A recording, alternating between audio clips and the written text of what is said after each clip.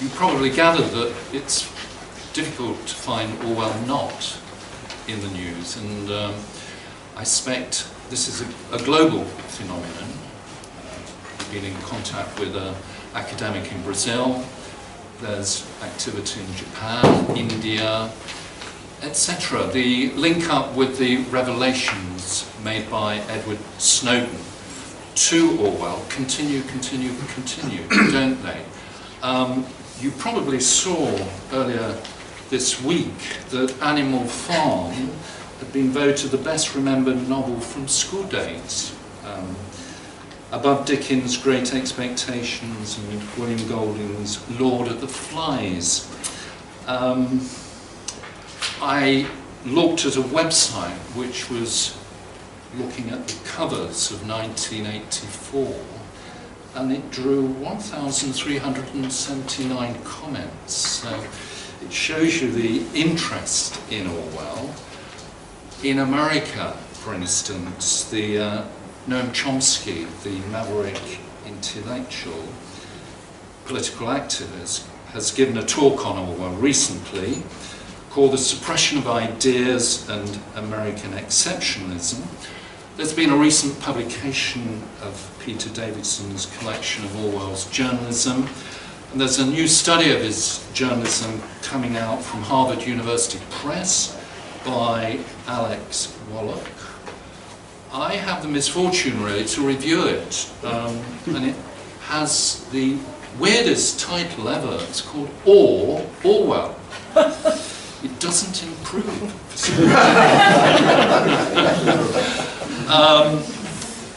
There's an exceptionally good article in the Los Angeles Review of Books raising the question, is America becoming Orwell's nightmare? Because we have gained charitable status, we've decided to place a special emphasis on our educational activities, and inspired largely by Quentin Kopp and Diane Venables, we've launched 2 bursaries worth £1,000, final year undergraduate students in journalism and education. Right, finally I have to say a few words about Diane Venables, who is sadly retiring from the committee. Diane, we have to thank you for being the original inspiration for the Orwell Society project. Since July 2011, you've been one of the main driving forces behind the Society, a constant source of original ideas, such as most recently the undergraduate bursary, talking to the media about Orwell, proofreading the journal with your meticulous attention to detail, and being forever at the end of an email, encouraging committee members in this business which you feel so passionate about, promoting the life and works of George Orwell to the great wide world out there. As you have written, the work and wisdom of George Orwell seems to become ever more relevant as we move into a new century. The more he is read, the better he will be understood, and the wiser we will be in tackling the problems that come with change. Your great crowning achievement has been the recent editing of Orwell's poetry. Amazingly, already more than 1,000 copies have been sold, and it has received substantial media coverage. Many members will hold dear that wonderful launch event for the book at the Sloane Club last October. And as DJ Taylor summed up, the collection is a triumph, a labour of love, and for Orwell fanciers a highly necessary task, elegantly and succinctly brought home to harbour. So those are my thanks, Diane. I think our patron now, Richard Blair, has a few words of tribute. Well, actually, good morning everybody. I think Richard Keeble has said quite a lot actually. It's too much. Not too much, no. No, I first met Diane, I think it was in 2006, and we've been in touch ever since. And it was on her request that we had a meeting in about 2010 that we would start an Orwell Society. And she has been the inspiration behind this idea. And she was the driving force that got us together as a committee. And we are where we are today. And without her, I think we would probably still be struggling a little bit. We would probably get there, but she is the one who's been really behind us. I'm not going to go on all morning because we have other things as well, but I would like to make a little presentation. If I may. This is a little something that we had made for you, and we would like to give this to you with very grateful thanks. You may. In fact, we would love you to open it. We'd be a bit disappointed, isn't it? It's so special for you. Yes. Isn't that lovely? A great big kiss.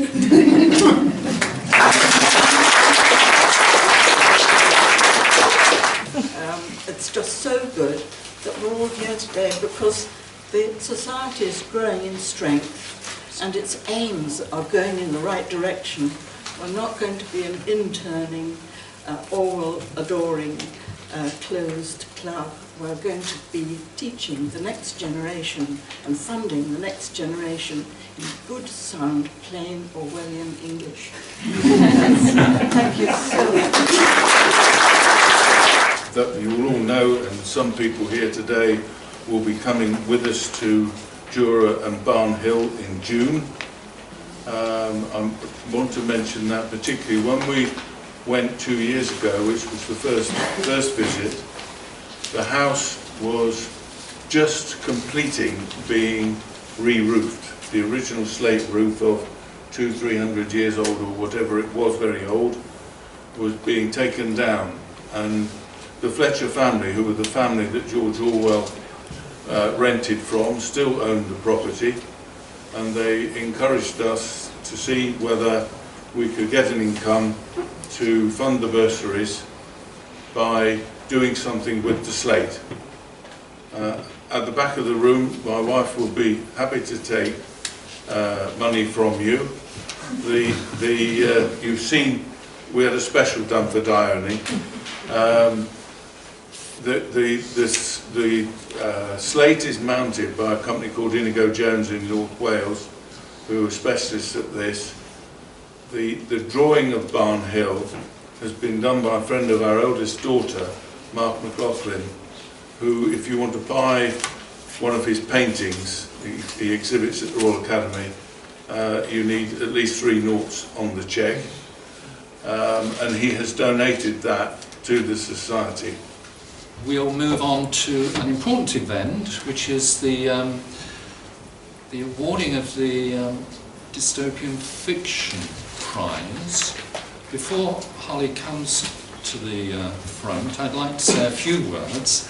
Holly Domney is a student on the Creative Writing and Publishing MA at City University, and the winner. The judges commented on her story. The writing is very striking and emotionally intense, while the imagery is extremely powerful. The horrific dystopian vision of the world run by women is totally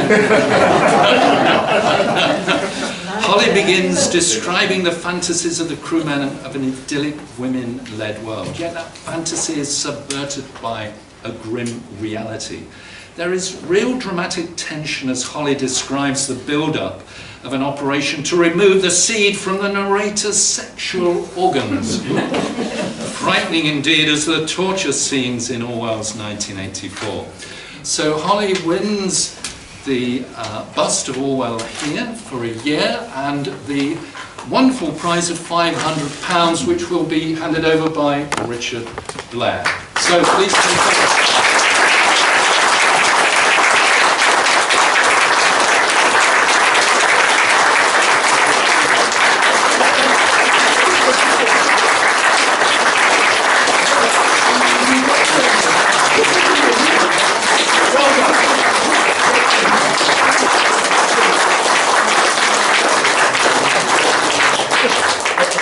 I have to say, when I was reading this particular essay, I actually read it with my legs crossed.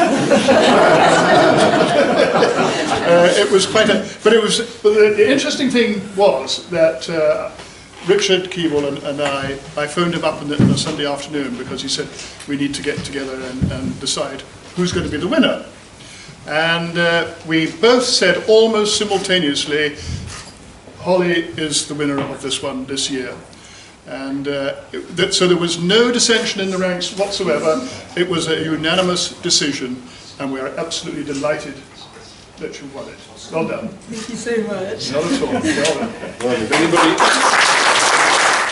MP Alan Johnson, we're really pleased that you're able to come in your busy schedule.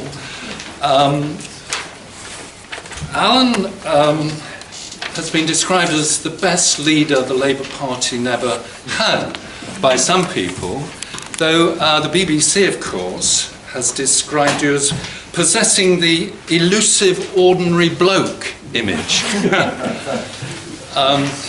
Your memoir, this book, won acclaim, in particular by the people who judged the Orwell Prize for political literature. And on the basis of that, who better a person to talk to us at our annual meeting than Alan Johnson. So I invite you to the front and we look forward.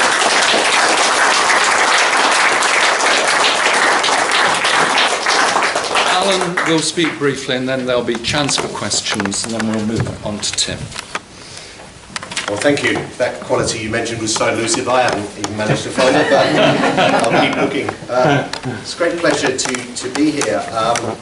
For those who have read my book, they'll know that Orwell was a great influence on my life. For those who haven't, it's £7.99. So I was born, it's great to see Richard, who invited me to this event. I was born in the year that Orwell died, so my age constantly relates to how long George Orwell has been dead for. I suppose there might be someone who can say that about Shakespeare, but there'll be a great age now. But I went for 14 years of my life without knowing of George Orwell's existence, and then this great English teacher came into my life called Peter Carlin. So I was at Sloane Grammar School in Chelsea, at Boys Grammar School, and me and Sloane didn't really get on, and I left at the first opportunity. But Peter Carlin, like many of you, would have had a teacher that changed your life. And Peter Carlin was extraordinary in that he captured the attention of everyone in the class without ever raising his voice, without ever, of course those were the days when every teacher was licensed to beat you, without ever using the cane, just had an authority. And he had noticed that I was a great reader, and he took an interest and sought to shape my reading, suggested I read C.S. Forrester, suggested I read Geoffrey Household, Arnold Bennett, P.G. Wodehouse. And he knew that I wrote these silly stories, Inspector Andrews, my detective stories, and Mr. Midnight, loosely based on The Saint by Leslie Charteris. And he encouraged me to send this dribble to various publishers. In fact, he got me an old copy of the Artists and Writers Yearbook, out of date but still relevant, and suggested I send these stories off. And then when I came to him with the rejection slips, he said, every great writer has had these rejection slips. He made rejection sound like acceptance, and it was just so encouraging. And he took me and other boys to the theatre. We went to see Oblomov with Spike Milligan and Half a Sixpence with Tommy Steele. Amazing experience. And he's still alive, and I tracked him down. I invited him to the book launch for This Boy, and he doesn't remember a single thing about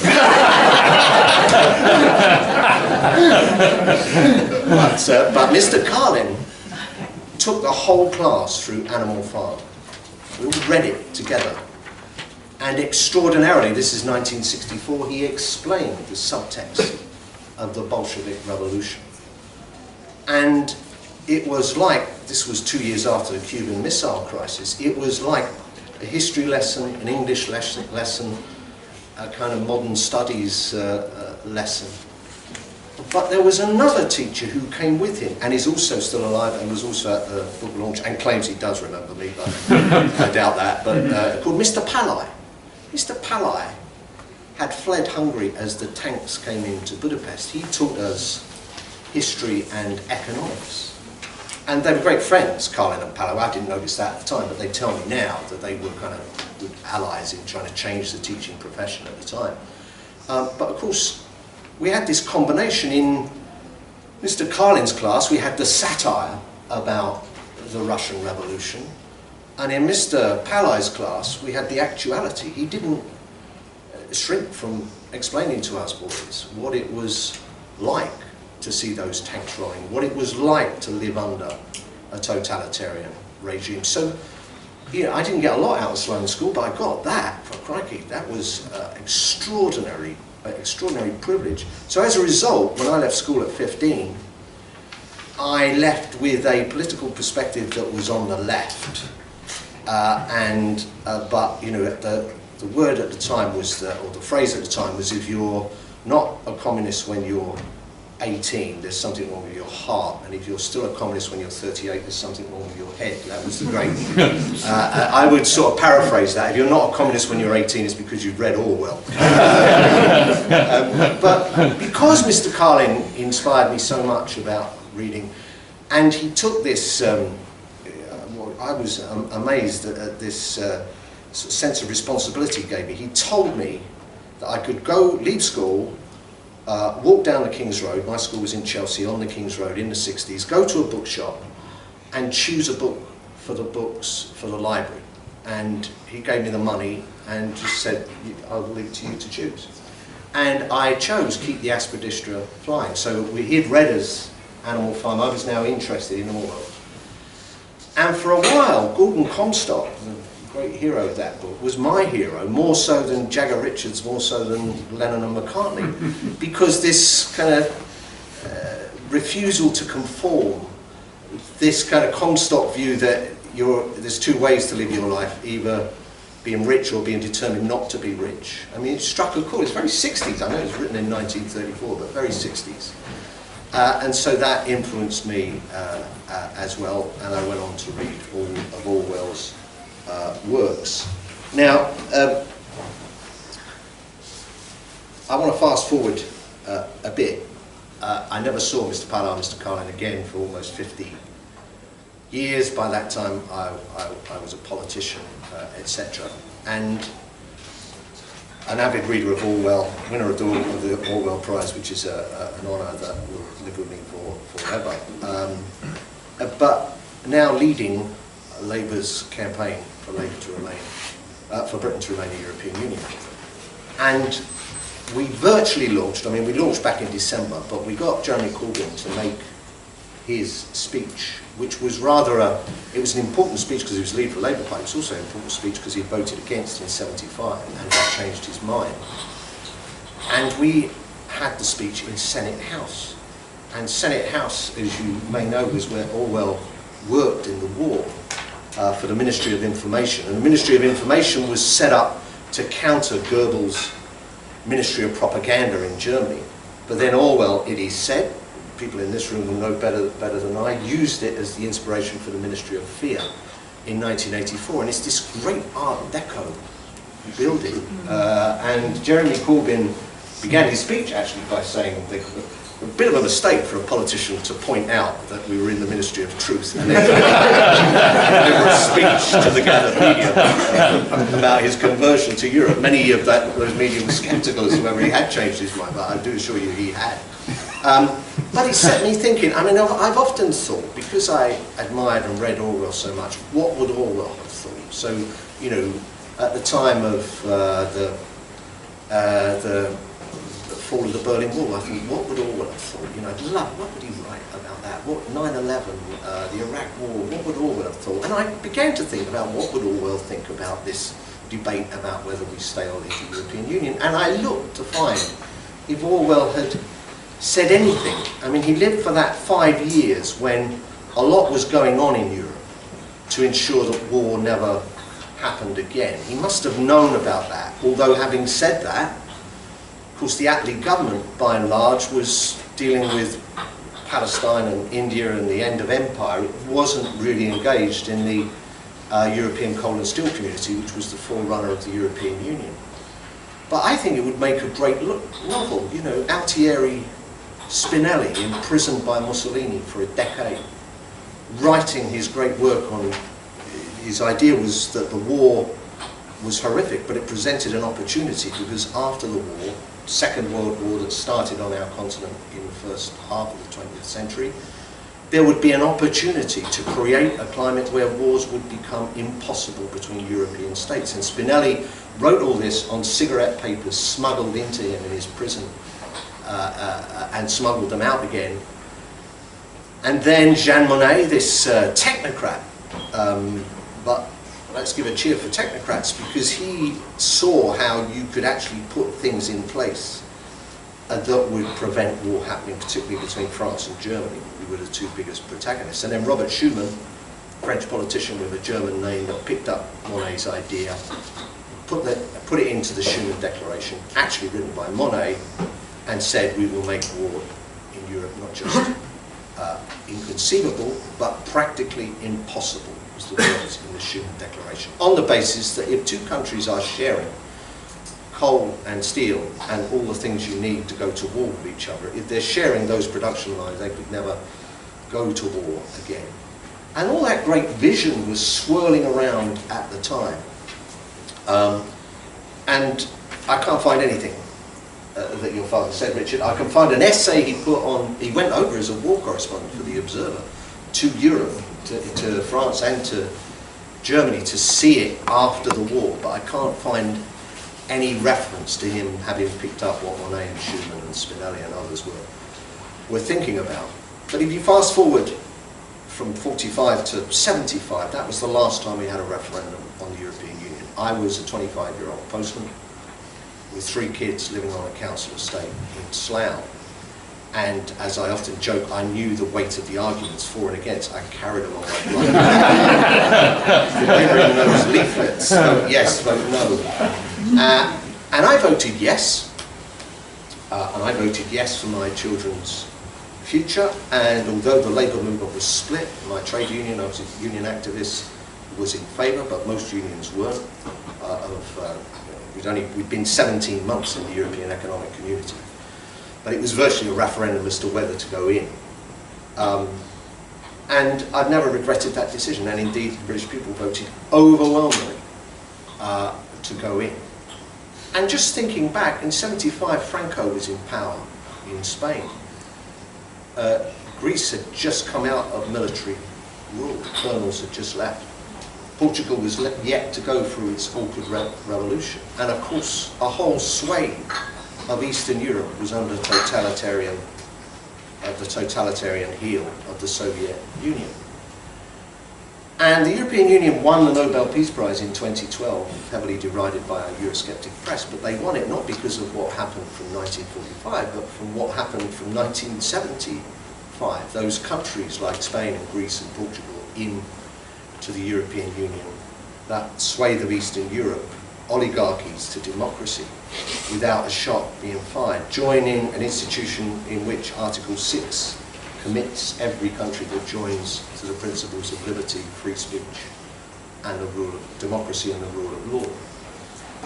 And you know, in a way, it made me think, well, you know, that's the animals taking over the farm again. That's Oceania destroyed, that's Big Brother displaced, because that was, I'm not saying European Union was solely responsible for that, lots of brave people had their say as well, but having that institution to come into was what the Nobel Peace Prize was given to them, was given to the European Union for. So if Orwell was around in Senate House when Jeremy Corbyn made his speech, I like to think, although of course he hated the status quo and was dedicated his whole life to disrupting whatever status quo he came across, but I think he would have, given the balance of the argument, been on the side of remaining and given a cheer to the European Union. We've seen a lot lately about Obama's visit. It was Churchill who was a visionary. He was in opposition after the war, but he went all around Europe making these great speeches. There's one you can get on YouTube, his speech to University of Zurich, which is amazing. Obviously it's radio, there's no visuals, but just the long, long applause as he stood up, this great statesman. And his speech was the tragedy of Europe. And he spoke about Europe's peoples displaced, despondent, right across the continent, looking to the horizon, waiting for the next catastrophe, because that was the history of Europe for 1,000 years. On a regular drumbeat, every 20 years they slaughtered one another. And Churchill had a number of wonderful phrases, but one came to mind with the Obama visit. He said that Britain is uniquely placed at the centre of 3 majestic circles. One was the United States of America, another was the Commonwealth, and the other one was Europe. And he said Britain, placed there between all 3, had a unique place in shaping the future. And of course, you know, the response to Obama is perhaps we pull out of Europe, damage our relationship with America. The Commonwealth, you know, the Commonwealth are not looking for us to trade with them. We export more to Ireland than we do to all 52 other countries of the Commonwealth put together. There is, you know, that is, and various prime ministers of various Commonwealth countries have said, look, don't think you're going to leave Europe and come back to the age of empire, because it ain't going to happen. So that struck me as being strange that the criticism of Obama was couched in terms that used Churchill as a reference point. Boris Johnson said that when Obama moved into the White House, he got rid of a bust of Churchill. I don't know if there's a bust of George Washington in Buckingham Palace, but I doubt it. But that was the criticism, and I think that, you know, Orwell and Churchill, who, like my mother, you know, my mother died when I was very young. I only know 3 things about her. She revered Emmeline Pankhurst. She hated Winston Churchill. I don't know why. And she voted Liberal because she liked Joe Grimman and thought he was thought he would be the kindest Prime Minister. So I don't know whether Orwell shared that hatred of Churchill, but I think on this he'd have seen more vision from Churchill than we've seen from the Brexiteers. So, as you can see, I'm weaving in my EU speech into the Orwell Society here, but I'll leave you with one final point. Maybe Orwell would have been suspicious of Europe and the bureaucrats and all the commissioners and all the rest of it, and maybe he would have distrusted it because the single market was, of course, conceived in 1984. Thank you.